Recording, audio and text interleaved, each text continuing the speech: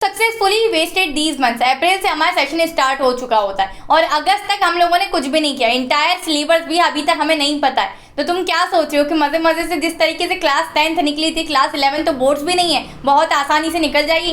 तो यार इस भ्रम से निकल जाओ, नहीं तो यार आगे के 2 साल तुम रोते रह जाओगे। आज की वीडियो आप लोग के लिए बहुत ज्यादा हार्श होने वाली। कुछ चीज अगर आप लोग को अपने दिल पर लग जाए तो उसके लिए मैं पहले से ही आप लोग को तहे दिल से सॉरी कह देती हूँ। बट यार अगर आज मैं अपने पास्ट ईयर की गलतियां देखती हूँ ना, तो मुझे बहुत रिग्रेट फील होता है। ये रिग्रेट तुम्हें तुम्हारी जिंदगी में ना रह जाए, इसलिए मैं आज की वीडियो आप लोग के लिए बना रही हूँ। Save your class 11th and 12th। So he everyone, this is Sakina आली और कैसे बचा पाटी आप सभी लोग। यार इस वीडियो का सिर्फ और सिर्फ एक उद्देश्य है। जो चीजें मैंने मेरी गलतियां की थी क्लास 11 12 में, मेरे पास कोई बड़ा भैया दीदी नहीं था। I am the eldest one in my house. तुम्हारे पास सभी चीजें हैं, रास्ता दिखाने वाले लोग हैं। मैंने मेरी गलतियां कही तो तुम उन चीजों से सीख सकते हो और उन्हें रिपीट नहीं कर सकते हो। पहले से डिस्क्लेमर तुम्हारे सामने रखा गया है, तो चॉइस इज टोटली योर्स कि अभी भी तुम्हें कहाँ जाना है। बात कर यार, क्लास 11th ईजी नहीं होती जितनी तुम समझ रहे हो। अच्छा बट अभी बहुत सारे बच्चे तो ऐसे भी होंगे जिन्हें ये नहीं पता होगा कि क्लास 11 को 2023 और 24 वाले सेशन का क्या डिलीटेड सिलेबस है ना। सच्ची बात बोल रही हो ना। कमेंट डाउन भी बात करूं कि आज मैं तुम्हारी क्लास 11 पूरी तरीके से सेव करने वाली। कुछ 5 या 6 पॉइंट तुम लोग लिख लो जिससे कि तुम्हारी बर्बाद होने से बच जाएगी। स्टिल सितंबर से भी अगर तुमने मेहनत करना स्टार्ट करी है तब भी तुम्हारे पास फरवरी तक का टाइम है। चलिए सबसे पहले ये सोचते कि यार तुम्हारी डेली रूटीन में तुम्हारा समय जाता का है। जितने मंथ तुमने वेस्ट करे ना उसको पहले एनालाइज करना चालू करो फटाफट से। डेली रूटीन में या तो तुम्हें स्कूल जाते होंगे, स्कूल आवर्स होंगे, या फिर तुम्हारे कोचिंग आवर्स होंगे, या फिर आप किसी भी ऑनलाइन बैच में एनरोल है। ठीक है, किसी भी ऑनलाइन कोर्स में तुम लोग ने एनरोल कर रखा है, तो जिस भी ऑनलाइन कोर्स में तुम लोग ने एनरोल कर रखा है तो मुझे बताना कि कौन सी बैच में आप लोगों ने एनरोल कर रखा है। कॉमेंट डाउन भी लो। अब यार इतनी चीजों में तुम्हारा टाइम जा रहा है तो ठीक है, अगर इससे ज्यादा तुम घर आने के बाद भी अपना फोन चला रहे हो, ये चला रहे हो, उन चीजों को प्लीज यार अभी से थोड़ा सा कम या फिर बंद कर दो। हाफ ईयरली आ रहे हैं, हाथ जोड़ के तुमसे ये प्रार्थना कर रहे हो। यार हर कोई अपना सपना पूरा करने के लिए अपना दिन रात जी जान एक कर रहा है, और तुम क्या कर रहे हो? सिर्फ और सिर्फ जवाब तुम्हारे पास कि तुम अभी तक कर क्या रहे हो। बच्चा बाटे, अगर हम अपने इंडिया से कुछ सीखे ना तो चंद्रयान 3 की सक्सेसफुली लैंडिंग होने के बाद हम सीख सकते कि हार्ड वर्क पेज ऑफ।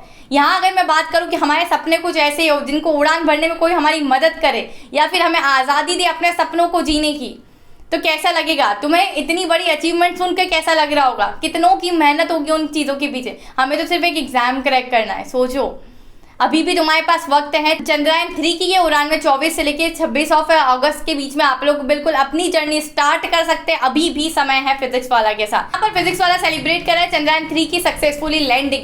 एक आखिरी मौका आप लोग के पास है जहाँ पे हर बच्चा, चाहे आप लोग मिडिल क्लास भी क्यों ना हो, अपने सपनों को साकार कर सकते हो। अपनी उड़ान चंद्रयान 3 की उड़ान जैसे भर सकते हो। कैसे मैं बात करूँ अगर, तो यहाँ आप लोग के लिए बहुत सारे ऑफर्स है चंद्रयान 3 के उपलक्ष्य में। सिर्फ और सिर्फ ये ऑफर 26 अगस्त तक वैलिड है।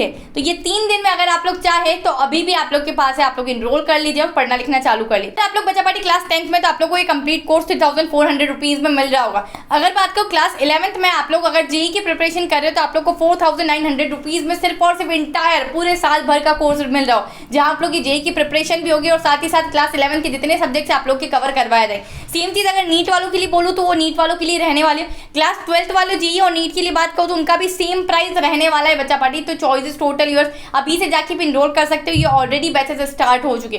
क्लास 11th वाले बिल्कुल इनरोल कर सकते हैं अर्जुना बैच में, क्लास 12th वाले इनरोल कर सकते हैं लक्ष्य बैच में, और अगर आप लोग कोई ड्रॉप स्टूडेंट्स है तो प्रयास 3.0 बैच भी आप लोग के लिए यहाँ पर रखी गई है, और हिंदी मीडियम वालों के लिए भी यहाँ पर बैचेस रखी गई। पर एक चीज याद रखना, 26 अगस्त को ये सारे ऑफर्स आप लोग के समाप्त हो जाएंगे, तो उससे पहले आप लोग जाके अपने जिस भी बैच में इनरोल करना है उसका लाभ आप लोग उठा सकते हैं। ये आप लोग की क्लास 11th वालों के लिए अर्जुना बैच रखी गई है सिर्फ 3200 रुपीज में।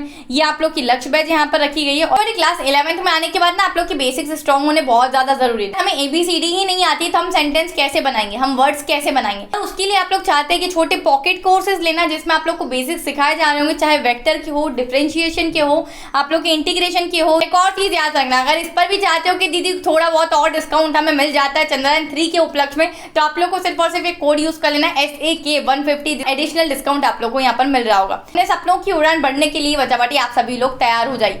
बात करते हैं यार सेल्फ स्टडी की, तो यहाँ पर सेल्फ स्टडी, हम लोग जो सेल्फ स्टडी सोचते हैं ना वो एक्चुअली हमारे लिए सेल्फ स्टडी नहीं होती।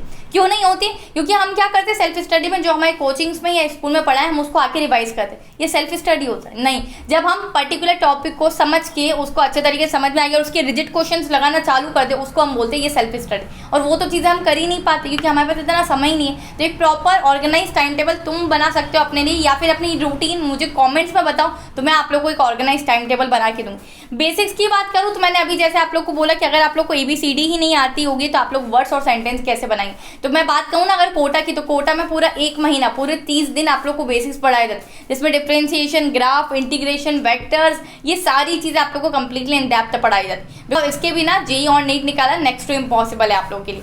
प्रैक्टिस करते रहो बच्चा पार्टी। एक प्रैक्टिस एक मात्र ऐसी चीज़ है जो मैंने नहीं की थी अपने टाइम पर।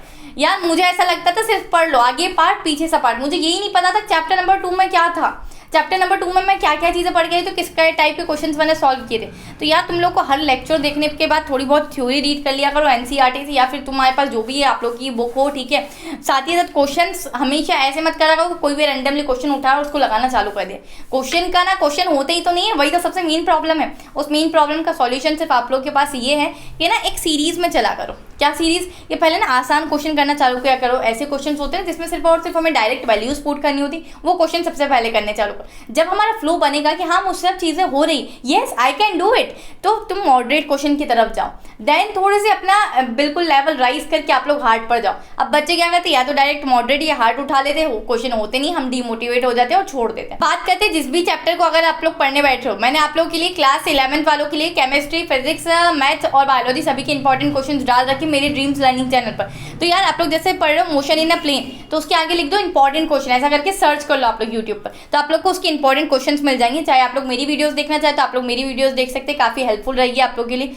और उसमें से आप लोगों को क्वेश्चन ऐसा दिख रहा है जो कि JEE के लिए इंपॉर्टेंट है तो उसको अलग से लिख लो, जो नीट के लिए इंपॉर्टेंट है, नीट एस्पिरेंट्स, वो लोग को अलग से लिख लो। आप चीज़ें क्या होगा कि यार तुम लोग को ऑर्गेनाइज समझ में आ जाएगा कि बोर्ड्स कि क्लास 11th एकेडमिक्स के लिए मुझे क्या चाहिए और हमारे JEE और नीट के लिए किस टाइप के क्वेश्चन हमारे अलग अलग आते हैं। एक हमारे पास कैटेगरी होगी बच्चा कि ये क्वेश्चंस उस वाली चीज़ के लिए इंपॉर्टेंट है, एकेडमिक्स के लिए या फिर कॉम्पिटिटिव एग्जाम्स के लिए।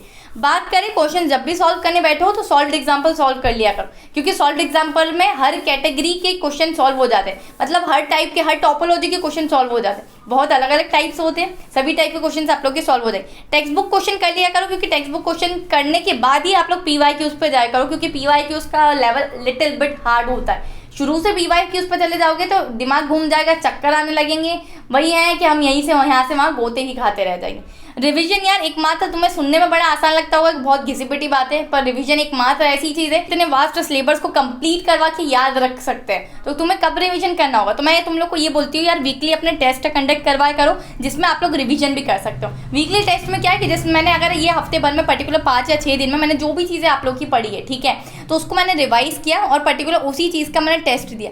तो ये टेस्ट से आप लोग का रिवीजन भी लिंक्ड होते जा रहा है, आप उन चीज़ को रिवाइज भी कर रहे हो, टेस्ट भी ले रहे हो। टेस्ट लेने के बाद ऐसा नहीं है उसको पटक दिया है हमने, ऐसा नहीं है, उसको करेक्शन करो, पहले एनालाइज करो कि इस टेस्ट में मैंने क्या क्या मिस्टेक की, उसको एक पेन कॉपी पे लिख लो कि यार मेरे पर्टिकुलर ये चीज़ वीक है, इस टाइप के क्वेश्चंस मुझसे नहीं बनते, ये वाला मुझसे चैप्टर नहीं हो पा रहा है, ये चैप्टर में मेरे काफ़ी कम नंबर आ रहे हैं, इस तरीके से एनालाइज करो। हमारे पास फाइनल पेपर हो रहे होंगे ना, या फिर JEE नीट हो रहा होगा, तो हमें ये सोचने की जरूरत नहीं पड़ेगी कि कौन से क्वेश्चन नहीं होते थे हमसे। एक तरीके से पेन पेपर पे ये सारी चीज़ें ऑलरेडी मेंशन कर रखी है। बच्चा पार्टी बात करूँ अब मैं कि मैंने सारी चीज़ें तुम लोग को स्ट्रेटेजिकली बता दी कि आप लोग अपने मैथ्स को किस तरीके से 3 महीने में, फिजिक्स को 4 महीने में, केमिस्ट्री को 3 महीने में और बायोलॉजी को 3 महीने में कंप्लीट करवा सकते हो। तो अगर तुम लोग ने मेरी वो वीडियो नहीं देखी कि how to complete our maths syllabus in just 3 months, तो जाके देख लेना, ठीक है, जिससे कि काफ़ी हेल्प मिलेगी, कि नेक्स्ट लेवल मोटिवेशन आएगा अपनी चीज़ों को समाप्त करने में अच्छे तरीके से। समाप्त मतलब ये नहीं कि सिर्फ पढ़ लिया फटाफट फटफट, ऐसा नहीं, समझने में, ठीक है। बात करते हैं मोस्ट इंपॉर्टेंट टॉपिक्स की video already as I told you मैंने अपने चैनल ड्रीम्स लर्निंग पर डाल रखी, तो फिजिक्स केमिस्ट्री मैथ्स के लिए आप लोग जाके देख सकते हैं। That's all for today's video. I hope ये मेरी गलतियों से तुम लोग को कुछ सीखने को मिला हो। इन चीज़ों से सीखना, कॉमेंट डाउन बिलो और प्लीज़ शेयर ऑप्शन पर दबा देना कि दूसरे बच्चे डीमोटिवेट जो होकर बैठे हैं ना, वो अपनी ज़िंदगी में कुछ कर ले और क्लास 11th में रोते ना रह जाए। चलिए इसी के साथ मिलते हैं नेक्स्ट वीडियो में। Till then keep learning, channel पर नया हो सब्सक्राइब कर लेना। This is your educator Sakina Ali signing of.